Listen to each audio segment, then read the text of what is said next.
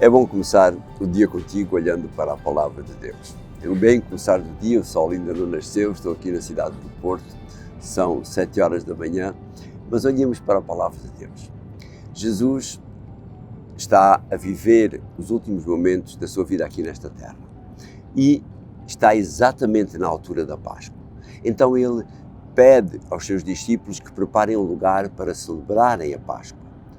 E havia alguns elementos nessa cerimónia. Havia o pão sem fermento, havia as ervas amargas, havia o cordeiro que era morto para ser comido pelas pessoas e havia depois também o vinho sem fermento, o vinho não fermentado que acompanhava a refeição.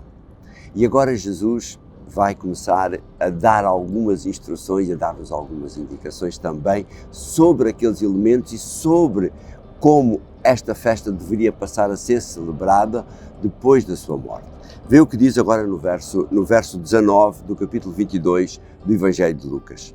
Depois pegou no pão, deu graças a Deus, partiu, deu aos discípulos, dizendo: isto é o meu corpo, entregue à morte para vosso benefício. Façam isto em memória de mim.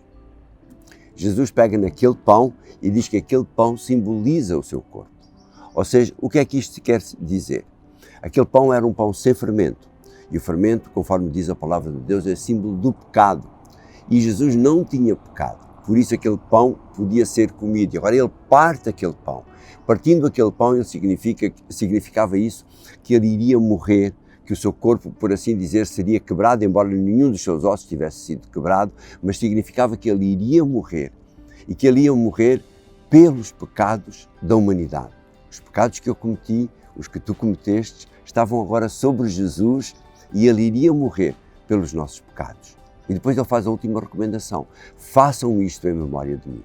Ou seja, cada vez que nós participamos numa cerimónia de Santa Ceia, nós lembramos-nos exatamente daquilo que Jesus fez naquele dia e do sacrifício que foi feito a seguir por cada um de nós.